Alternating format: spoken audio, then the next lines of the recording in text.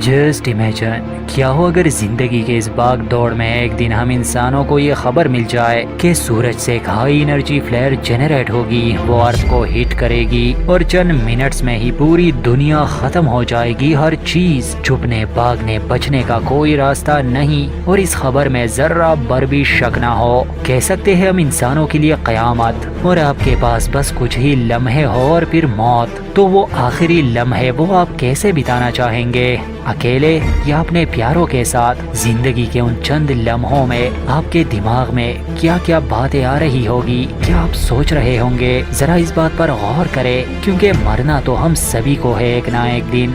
चलिए इस स्टोरी को एंजॉय करें, और हाँ, इसे लेकर एंड में हम आपके साथ कुछ इंटरेस्टिंग थियरीज भी शेयर करेंगे जो आपको जरूर पसंद आएंगे। इसके अलावा अगर अभी तक आपने हमारे चैनल को सब्सक्राइब नहीं किया तो कर दे। मूवी स्टार्ट होती है और हम देखते हैं साल है 1959 और हमें एक एलिमेंट्री स्कूल दिखाया गया है जहां सारे बच्चे खेल रहे हैं, मगर एक क्यूट सी बच्ची जो दिखने में काफी अलग सी लगती है, और वो दूसरे बच्चों की तरह नहीं बल्कि उसके चेहरे पर अजीब से एक्सप्रेशन से हम समझ पाते हैं कि इसके साथ कुछ तो गड़बड़ हो रही है। वो बस सूरज की ओर ही देखे जा रही थी और उसे अपने कानों में जैसे बहुत सारे लोगों की आवाजें या एक तरह से विस्पर सुनाई दे रही थी। इस बच्ची का नाम लुसिंडा है। अब उसी वक्त ब्रेक टाइम ओवर हो चुका था और उसकी टीचर मिस टाइलर उसे काफी आवाजें देती है, मगर उसे सिर्फ वो अनजान विस्पर्स ही सुनाई दे रहे थे। काफी बार आवाजें देने के बाद मिस टाइलर उसके पास आती है और उसे क्लासरूम में जाने का कहती है। अब सीन चेंज होकर लुसिंडा के क्लासरूम की तरफ जाता है, जहां मिस टाइलर सब बच्चों से फ्यूचर के बारे में बात करते हुए कहती है कि आपकी इमेजिनेशन में फ्यूचर कैसा होगा वो ड्रॉ करे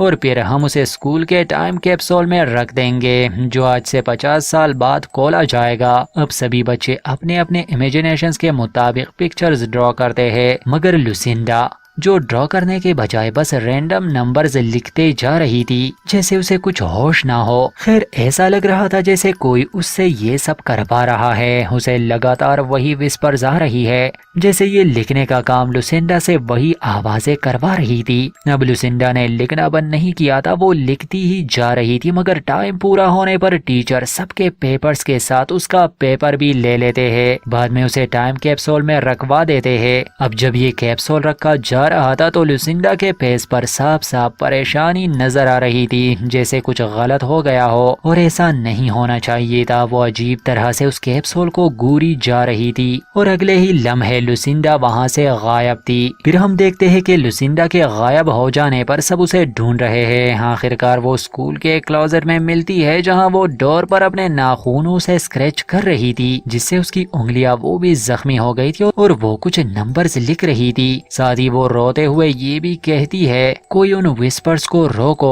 उसे ऐसा करवाने से। अब ये मूवी का स्टार्टिंग सीन था। इसके बाद कहानी में 50 साल गुजर जाते हैं और यहाँ हमें जॉन नामी एक बंदा दिखाया जाता है। ये जॉन MIT में प्रोफेसर है और ये स्पेस और यूनिवर्स के बारे में स्टडी कर चुका है। ये एक स्पेस स्पेशलिस्ट भी है। इसकी वाइफ ग्रेस मर चुकी है किसी हादसे में, उसकी डेथ हो गई थी। तब से जॉन अपने बेटे केलब को अकेले ही संभालता है, मतलब कि जॉन सिंगल फादर है। और इसका बेटा केलब उसके बारे में भी एक खास बात याद रखे कि वो हेयरिंग डिवाइस यूज करता है, उसे सुनने में प्रॉब्लम होती है। इंस्टीट्यूट में लेक्चर देकर वहां से ऑफ करने के बाद जॉन अपने बेटे के स्कूल जाता है, और ये वही स्कूल है जहां स्टार्टिंग वाला वो हादसा हुआ था। और आज 50 साल के बाद उस टाइम कैप्सूल को भी खोला जाएगा, और कैप्सूल खोलने के बाद हर बच्चे को एक एक पेपर दिया जाता है। पेपर कलेक्ट करते वक्त केलब को भी लुसिंडा की तरह वही विस्पर सुनाई देते हैं। केलब समझता है कि उसकी हेयरिंग मशीन में एरर आ गया होगा। ये सोचकर केलब उन विस्पर्स को इग्नोर कर देता है, और कोइंसिडेंट कहे या डेस्टिनी, वही लुसिंडा का लिखा हुआ एनवलप केलब के हाथ में आता है। और जाहिर है ये उन्हीं का काम है जिनके वो विस्पर्स है। वो पेपर खोलने पर केलब को नंबर्स नजर आते हैं। वो समझने की कोशिश करता है, मगर उसके पल्ले कुछ नहीं आता, और वो पेपर वो केलब के हाथ में ही होता है कि उसे ब्लैक सूट में कोई स्ट्रेंजर दूर खड़ा नजर आता है, और अगले ही लम्हे वो गायब था। खैर, कुछ समझ न आने के बावजूद भी केलब वो पेपर अपने साथ घर ले आता है, और जॉन को भी उस पेपर के बारे में पता लगता है। वो समझता है कि ये ऐसे ही है बस, और स्कूल को वापस लौटाने की बात करता है। थोड़ी देर बाद एक्सीडेंटली पेपर उसके ड्रिंक से थोड़ा खराब हो जाता है और उसका ध्यान पेपर पर लिखे हुए उन नंबर्स पर जाता है जहां वो एक खास पैटर्न नोटिस करता है। जाहिर है जॉन की स्टडी साइंस में अच्छी खासी है तो वो पैटर्न को समझने की कोशिश करता है। काफी कॉम्बिनेशन और फॉर्मूला लगाने के बाद एक नंबर वो रिकॉग्नाइज कर पाता है जो अमेरिका में बहुत बड़े हादसे 9/11 को रिप्रेजेंट करता है। साथ ही उस हादसे में जितनी मौतें भी हुई थी, मतलब जितने भी लोग मरे थे, उनका एग्जैक्ट वही नंबर यानी 2996 लोग मर चुके थे उस हादसे में, और नंबर भी सेम वही था डेट के साथ। वो ये सब कोइंसिडेंस समझता है और इस बात को कंफर्म करने के लिए वो सारे नंबर्स लिखकर उनको डिकोड करने की कोशिश करता है। मतलब वही सेम प्रोसेस से, और एक एक करके उसे यकीन आता रहता है कि ये सब पिछले 50 सालों में हुए बड़े बड़े हादसे हैं जिनमें काफी मौतें हो चुकी है। इस पेपर में डेट, मंथ, ईयर और वहां पर जितनी मौतें हुई है उनका एग्जैक्ट कैलकुलेशन भी। और तब तो उसके होश ही उड़ जाते हैं जब वो नोटिस करता है कि उसकी वाइफ जिस दिन मरी थी उसके बारे में भी परफेक्ट लिखा हुआ है। पेपर में जो नंबर्स थे ये वही हादसा था जिसमें जॉन की वाइफ भी मारी गई थी, वो एक आग हादसा था। यानी कि ये पेपर जिस किसी ने भी लिखा था उसे मालूम था कि ये पेपर जॉन के हाथ ही लगने वाला है और एक्सीडेंटली वो सब नंबर्स को डिकोड कर लेगा। और उसे यकीन दिलाने के लिए वो नंबर्स भी लिख के गए थे जो उसकी वाइफ की मौत से रिलेटेड थे। अब इन सब के अलावा उसे फ्यूचर में होने वाले 3 और बड़े हादसों के बारे में नजर आता है, मगर लास्ट के नंबर्स वो डिकोड नहीं कर पा रहा था कि आखिर पता तो लग जाए ये लास्ट वाले नंबर्स क्या थे। खैर वो इन 3 फ्यूचर के हादसों के बारे में और सभी नंबर्स के बारे में सब कुछ अपने फ्रेंड फिलिप को भी बताता है, मगर जाहिर सी बात है कि कोई भी उस पर यकीन नहीं करता। तो जॉन वो खुद ही सब की इन्वेस्टिगेशन करने का डिसाइड करता है और स्कूल के ओल्ड टीचर मिस टाइलर से जाकर मिलता है और लुसिंडा के बारे में पूछता है तो वो सब बता देती है। मगर जॉन ये नहीं समझ पाता कि लुसिंडा उस क्लोजेट में क्या कर रही थी और क्यों वो लगातार लिखती जा रही थी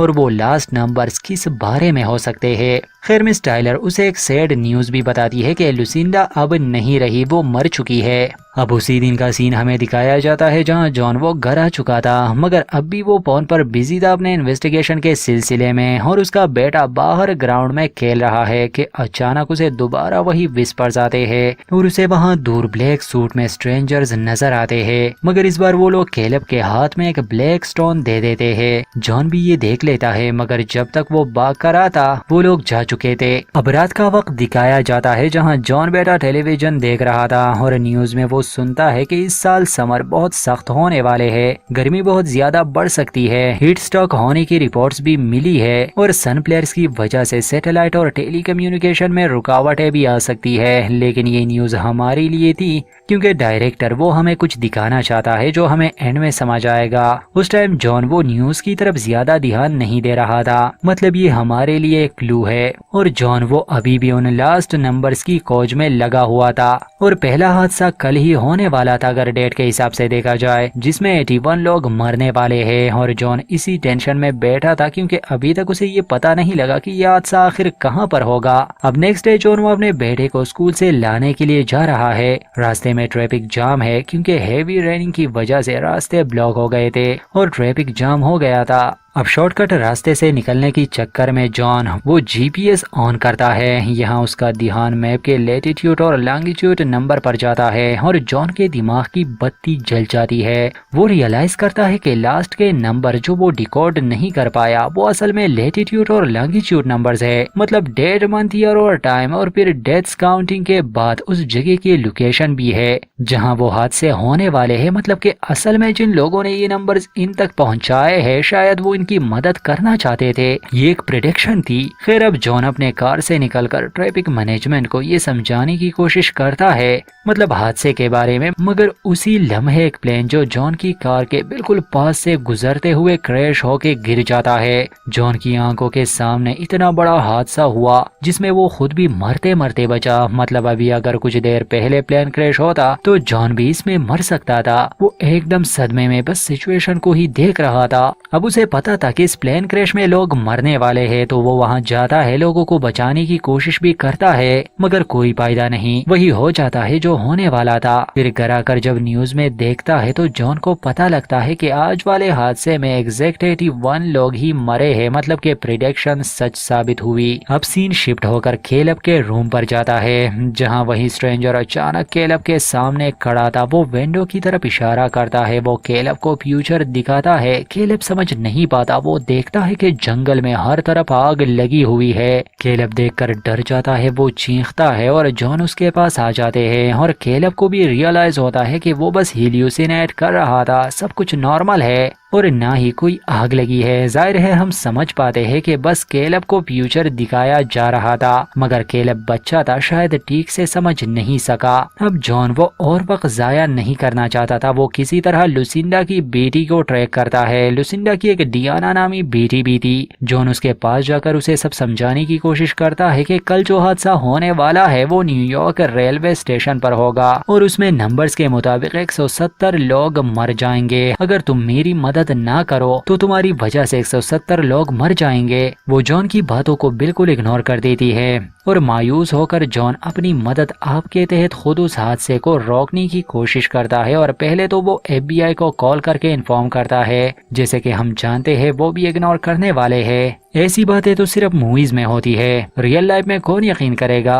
तो मजबूरन जॉन खुद रेलवे स्टेशन जाता है। उसे एक आदमी पर शक भी होता है। जॉन वो उसका पीछा करता है, मगर वो कोई छोटा मोटा चिंदी चोर ही निकला। आखिर में जॉन सबको गला पाड़ पाड़ कर नेक्स्ट स्टेशन पर उतरने की वार्निंग देता है, मगर ट्रेन स्टेशन पर पहुंचने से पहले ही सामने से आने वाले एक ट्रेन को जो इलेक्ट्रॉनिक मेल फंक्शन होने की वजह से अपने ट्रैक से उतरकर इस ट्रैक पर चढ़ जाती है और इस ट्रेन से टकरा जाती है और जॉन की आंखों के सामने ही एक और भयानक हादसा हो जाता है और जॉन की किस्मत वो इस हादसे में भी सरवाइव कर गया। अब तो उसे पूरा यकीन आ गया कि जो लिखा है वो होकर रहेगा और वो सब बिल्कुल सच सच लिखा है और अब रह गया है बस एक लास्ट हादसा। अब कुछ वक्त बाद जॉन घर पर होता है कि न्यूज चल रही थी, जिसमें हमें भी जॉन के साथ साथ पता लगता है कि पहले उस प्लेन का और अब इस ट्रेन का दोनों का एक्सीडेंट सेम रीजन की वजह से ही हुआ है, जिसका रीजन कहीं ना कहीं वो सन प्लेयर्स की वजह से इलेक्ट्रॉनिक मशीन्स मेल फंक्शन हो रहे हैं। साथ ही इस हादसे के डेथ नंबर्स भी सेम वही है जो उस पेपर में लिखे गए थे, मतलब ये नंबर्स ऑलरेडी प्रिडिक्ट हुए हैं। अब इस हादसे के बाद डियाना भी जॉन की बातों पर बिलीव करने लगी, क्योंकि सेम सब कुछ वैसा ही हुआ जैसे जॉन ने उसे कहा था। और अब डियाना वो जॉन के पास आकर बताती है कि लुसिंडा ने डिप्रेशन की वजह से सुसाइड कर लिया था, क्योंकि स्कूल के उस इंसिडेंट के बाद से वो अजीब सी हो गई थी और एक दिन किसी चीज के लिए तैयार रहने के लिए वो हमेशा कहती थी। वो एक सुनसान जगह में ट्रेलर में रहने लगी थी। उसके फादर ने भी उसे अपनी जिंदगी से निकाल दिया था, क्योंकि सबको यही लगता था कि वो पागल हो गई है। कोई भी उसे पागल ही समझता, क्योंकि लुसिंडा वो अपनी बेटी को बोलती थी कि उसे पता है कि वो कब मरने वाली है। वो अपनी ही बेटी के डेथ का डे बताती है कि 19 अक्टूबर 2009 को डियाना मर जाएगी। और याद रहे जॉन को जो लास्ट होने वाले हादसे का पैटर्न नंबर पता लगा था वो 10-9-0 था, यानी अक्टूबर 19 2009 ही था, मगर लास्ट के दो नंबर्स यानी 33 का मतलब समझ नहीं आया। अब डियाना और जॉन दोनों अपने बच्चों के साथ लुसिंडा के ट्रेलर के लोकेशन पर पहुंच जाते हैं। बच्चों को कार में ही छोड़कर दोनों ट्रेलर के अंदर जाते हैं। वहां पर डियाना उन नंबर्स को देखकर उसे रियलाइज होता है कि लास्ट नंबर्स वो 3 नहीं है, वो इंग्लिश अल्फाबेट का ई है जो उल्टा लिखा हुआ है, क्योंकि डियाना की बेटी एबी भी अपनी ग्रैंड मदर लुसिंडा की तरह, यानी कि वो लास्ट नंबर 33 नहीं बल्कि डबल ई है। और ट्रेलर में भी तलाशी लेने पर जॉन को समझ आ जाता है कि लुसिंडा को भी उन नंबर्स के पैटर्न के बारे में पता लग गया था। उसने उन विस्पर्स की मदद से ये दोबारा लिखे होंगे और उनको डिकोड भी कर लिया होगा, जैसे अभी जॉन ने किया, क्योंकि 50 साल बाद लुसिंडा का वो पेपर केलेब और जॉन को मिला, क्योंकि शायद ये सब भी पहले से ही तय था, मतलब कि ये जॉन के लिए ही था। खैर वो देखता है कि चारों तरफ उन हादसों के कटिंग पेपर्स लगे थे, सभी हादसे जो हो चुके हैं, मगर बस एक पेपर का मतलब जॉन को समझ नहीं आता। वो अजीब सा फोटो बना हुआ था और साथ ही ब्लैक स्टोन भी रखे थे, जैसे उनका भी कोई ना कोई मतलब हो। और लास्ट में बेड को उठाकर उल्टा करने पर जॉन को एक झटका लगता है जिसमें वो दोबारा ई का मतलब समझ पाता है। मतलब के लास्ट जो हादसा होने वाला है वो कोई खास लोकेशन पर नहीं बल्कि पूरे अर्थ पर होने वाला है जिसमें हर कोई मर जाएगा। मतलब एक तरह से अपोकैलिप्स आने वाला है। अब दूसरी तरफ हम उन बच्चों को देखते हैं जो कार में है और अब तो एबी को भी वही विस्पर सुनाई दे रहे थे। लगता है जैसे लुसिंडा और एबी एक ही हो, दोनों के पेस भी सेम ही है और एबी और कैलेब दोनों बच्चों को वो विस्पर सुनाई दे रहे हैं और वो देखते हैं कि उनकी कार के पास बहुत सारे लोग आ गए हैं। वो वही स्ट्रेंजर्स है। वो विस्पर्स में एबी से बात कर रहे थे कि वो दरवाजा खोले, मगर कैलेब जो इस बार अपने दिमाग का इस्तेमाल करता है वो कार का हॉर्न बजाकर अपने फादर को इशारा भेजता है और जॉन भी जल्दी से आकर उनमें से एक के पीछे भागता है और एक पॉइंट पर उसे रोककर धमकी देता है। एक तरह से वो अपनी पहचान बताने का कहता है और वो जैसे ही मुड़ता है वो अपना मुंह खोलता है तो उससे एक तेज रोशनी निकलती है और कुछ देर के लिए जॉन वो तो जैसे अंधा ही हो गया और अगले ही लम्हे जब जॉन वो होश संभालता है तो वो स्ट्रेंजर्स गायब होता है और जॉन के कुछ भी पल्ले नहीं पड़ता कि आखिर उसके साथ क्या सीन हो गया और वो आदमी उसके सामने से ही गायब हो चुका था। अब अगले दिन ये सब साथ होते हैं और एबी जो स्पूटू को कलर देती है जो कल रात जॉन ने लुसिंडा के ट्रेलर में देखी थी। उससे पहले जॉन समझ नहीं पा रहा था मगर एबी के कलर करने के बाद उसे समझ आ जाता है कि इस स्पूटू में सूरज बना हुआ है। मतलब अगला जो इंसिडेंट होने वाला है वो सन से रिलेटेड है और अब वो न्यूज काम आती है जिसमें बार बार गर्मी और समर के बारे में बता रहे थे। मतलब कि जो कुछ भी होगा वो सूरज की हीट या एनर्जी की वजह से होगा। अब जॉन अपने फ्रेंड फिलिप के पास जाता है, उसे लैब में ले जाकर अपने एक ओल्ड सन मॉडल से बताता है कि किस तरह सूरज के प्लेयर्स पूरे प्लेनेट को डिस्ट्रॉय कर सकते हैं और ऐसे ही बहुत बड़े पैमाने पर भयानक सन प्लेयर्स निकल चुके हैं जो धीरे धीरे अर्थ की तरफ ही बढ़ रहे हैं और वो सभी हादसे जो उस पेपर को डिकोड करने के बाद हुए सभी उस सन प्लेयर्स की वजह से हो रहे थे और न्यूज में भी बार बार उसी बात पर फोकस किया जा रहा था और लास्ट डेट जो थी पेपर में वो लास्ट इंसिडेंट उसका है। मतलब कि अब हमारी धरती का एंड आ गया है, अब सब खत्म हो जाएगा, हर चीज हर इंसान पूरी अर्थ वो डिस्ट्रॉय हो जाएगी उसी सन प्लेयर की वजह से। उस पुटू का यही मतलब था जो लुसिंडा ने जान लिया था। इसी डिप्रेशन में उसने सुसाइड कर लिया था कि धरती अब खत्म होने वाली है, वो ये बर्दाश्त नहीं कर सकेगी। अब न्यूज में भी ये बात तेजी से फैल गई और सबको अंडरग्राउंड रहने का मशवरा दिया जा रहा था मगर उनको क्या पता था कि धरती का एंड होने वाला है, अंदर भी वो नहीं बच सकते। डियाना, जॉन और फिलिप वो सब परेशान होते हैं खासकर अपने बच्चों को लेकर और जॉन वो फिल को कहता है कि आखिरी वक्त अपनी फैमिली के साथ गुजारना ही बेहतर होगा और इमोशनल मोमेंट दिखाए जाते हैं। अब जॉन और डियाना भी सोच रहे होते हैं कि आगे वो क्या कर सकते हैं और उनकी नजर कैलेब पर जाती है जो सेम लुसिंडा की तरह ही उन विस्पर्स को फॉलो करते हुए अजीब से पैटर्न में नंबर्स लिखते जा रहा था और उसी की तरह रुकने के बावजूद खुद को जख्मी करके नाखूनों से भी लिखते जा रहा था। और फिर जॉन को याद आता है कि लास्ट में लुसिंडा क्लोजेट के डोर पर भी लिख रही थी, उसका भी कुछ ना कुछ मतलब तो होगा और वो उस डोर के पास चला जाता है मगर उस पर अब पेंट हो चुका था और दूसरी तरफ दुनिया में अफरा तफरी मच चुकी थी कि दुनिया तबाह होने वाली है। अब जॉन उस दरवाजे से पेंटिंग हटाने में लग जाता है और डियाना वो फ्रस्ट्रेट होकर जॉन के बिना ही बच्चों को लेकर निकल जाती है किसी सेफ जगह की तलाश में। कुछ देर में उसे जब वो नंबर मिल जाते हैं वो उसी जगह के होते हैं जहाँ लुसिंडा का ट्रेलर है और वो समझ जाता है कि ये वहाँ जाने का एक मैसेज है। अब सेलफोन के सिग्नल भी सन प्लेयर्स की वजह से खत्म हो गए और जॉन बच्चों के लिए परेशान होने लगा मगर एक गैस स्टेशन पर कैलेब किसी तरह जॉन को कॉल करके लोकेशन बता देता है मगर डियाना फोन ले लेती है तो जॉन वो बहुत समझाता है कि कोई भी जगह सेफ नहीं हो सकती, ये धरती का अंत है, हमें लुसिंडा के ट्रेलर पर ही जाना होगा, वही जगह सेफ है, उसी की तरफ इशारा दिया गया है मगर डियाना नहीं मानती। अब वो देखती है कि पीछे से वो स्ट्रेंजर्स उनके बच्चों को चुरा कर ले गए। खैर हम समझा देंगे, इसका भी एक खास मतलब है। अब डियाना किसी और की कार चुरा कर उनका पीछा करती है और उसी दौरान एक खतरनाक एक्सीडेंट हो जाता है और जॉन वो डियाना तक पहुंच जाता है और देखता है कि वो लोग डियाना को बचाने की बहुत कोशिश करते हैं मगर ठीक 12 बजे जब 19 अक्टूबर 2009 हुआ डियाना की डेथ हो गई। बिल्कुल वैसे ही सब सच हुआ जैसे लुसिंडा ने प्रेडिक्ट किया था, मतलब वो पागल नहीं थी। अब जॉन उस ट्रेलर वाली जगह पहुंच जाता है, कार के टायर्स के निशान का पीछा करते हुए झाड़ियों में जाता है। एक पॉइंट पर जॉन को हर तरफ वही ब्लैक स्टोन बिखरे पड़े नजर आते हैं, जहां वही स्ट्रेंजर जॉन के सामने खड़ा मिलता है और जॉन गन पॉइंट पर अपने बच्चों का पूछता है और उसी टाइम कैलेब और एबी भी सामने आ जाते हैं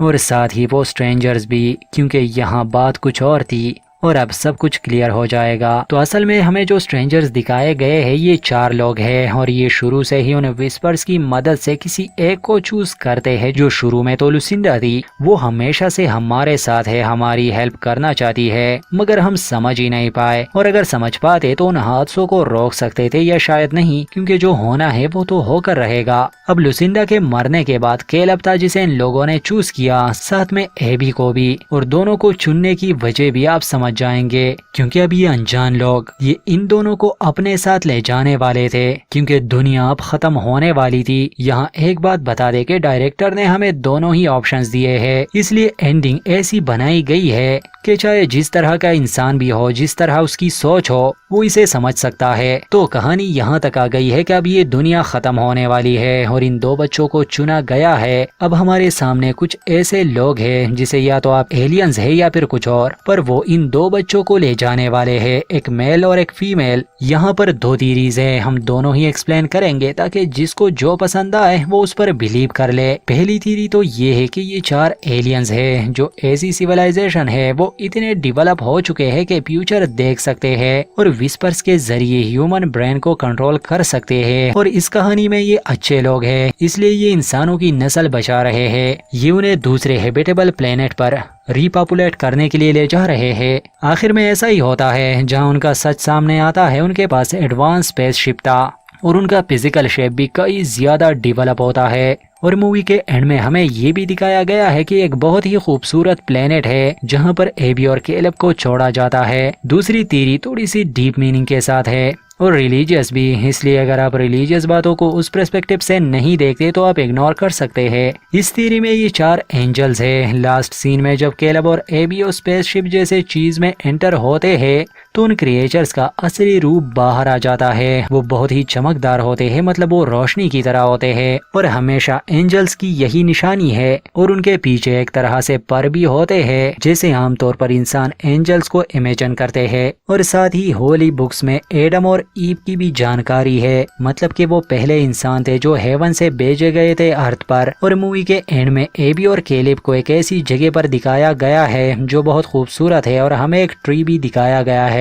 इसी थीरी के अकॉर्डिंग वो ट्री ऑफ हेवन है। और अब कैलेब और एबी वो एडम और ईव की तरह फिर से दुनिया आबाद करेंगे। और अगर एलियंस वाली थियरी को माना जाए, वो एलियंस उन दोनों को रिपॉपुलेट करने के लिए न्यू प्लेनेट पर ले गए, जो शुरू में तो हेवन की तरह ही बहुत खूबसूरत नजर आ रही है, बिल्कुल धरती की तरह, और फिर बाद में ह्यूमंस उसका क्या करेंगे ये हम नहीं बता सकते। और इतने एडवांस एलियंस की मदद के अंडर शायद इंसान वो और बेहतर हो जाए और एक एडवांस सिविलाइजेशन में बदल जाए। क्रेडिट सीन में हम देखते हैं जॉन वहीं पर पड़ा था और फिर सुबह हो गई। वो उठकर आसमान की तरफ देखता है जहां भयानक सन फ्लेयर साफ साफ नजर आ रहे थे और हर तरफ अफरा तफरी मची हुई थी, जैसे ये कयामत का दिन हो या साइंटिफिक वे में अपोकलिप्स। और फिर एक इमोशनल सीन दिखाया जाता है जहां धरती जलकर राख हो रही है और सब खत्म। हर इंसान जो आज से कुछ दिन पहले अपने फ्यूचर के बारे में सोच रहा था, बस मरने वाला था। जॉन वो आखिरी बार अपने फैमिली के पास जाता है और बिना बात किए सबको अपने गले से लगाता है। और इस इमोशनल सीन के साथ दुनिया भी खत्म हो रही थी। यहीं पर इस मूवी का दी एंड हो जाता है। उम्मीद करते हैं आपको ये स्टोरी अच्छी लगी होगी, तो वीडियो लाइक करना ना भूलें। अगर अभी तक चैनल को सब्सक्राइब नहीं किया तो कर दे और इस स्टोरी को लेकर अपनी राय जरूर दे।